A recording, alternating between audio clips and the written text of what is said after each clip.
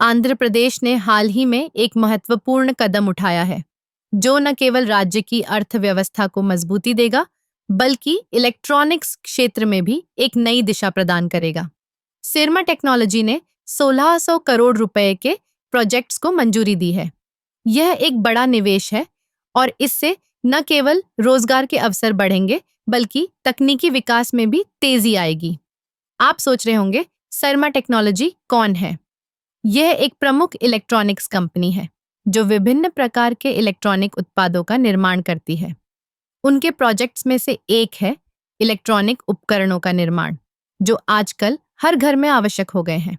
जैसे जैसे तकनीक का विकास हो रहा है, ऐसे में इस तरह के प्रोजेक्ट्स का आना बहुत जरूरी है। आंध्र प्रदेश सरकार ने इस निवेश को मंजूरी देकर यह साबित कर दिया है कि वह इलेक्ट्रॉनिक्स क्षेत्र में एक मजबूत आधार तैयार करने के लिए प्रतिबद्ध है।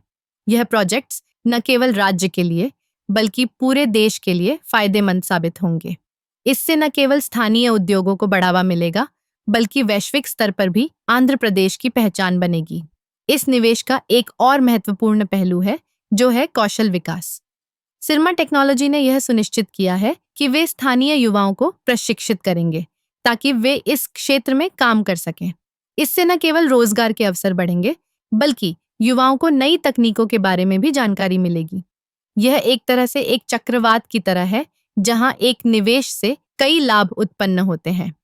इस प्रोजेक्ट के माध्यम से आंध्र प्रदेश में इलेक्ट्रॉनिक्स मैन्युफैक्चरिंग हब बनने की संभावनाएं बढ़ गई हैं।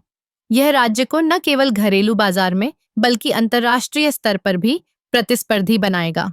जब हम इलेक्ट्रॉनिक्स की बात करते हैं, तो हम केवल मोबाइल फोन या लैपटॉप की बात नहीं कर रहे हैं, बल्कि इसमें automotive electronics, smart home device और बहुत कुछ शामिल है।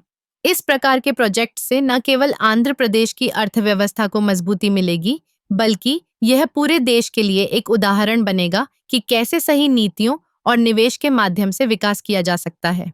यह एक नई शुरुआत है और हम सभी को इस दिशा में आगे बढ़ने की आवश्यकता है। आंध्र प्रदेश का यह कदम निश्चित रूप से अन्य राज्यों के लिए प्रेरणा का स्रोत बनेगा। जब हम एक साथ मिलकर काम करते हैं, तो हम न केवल अपने राज्य, बल्कि अपने देश को भी आगे बढ़ा सकते हैं। यह समय है कि हम सभी इस बदलाव का हिस्सा बने और एक नई दिशा में कदम बढ़ाएं।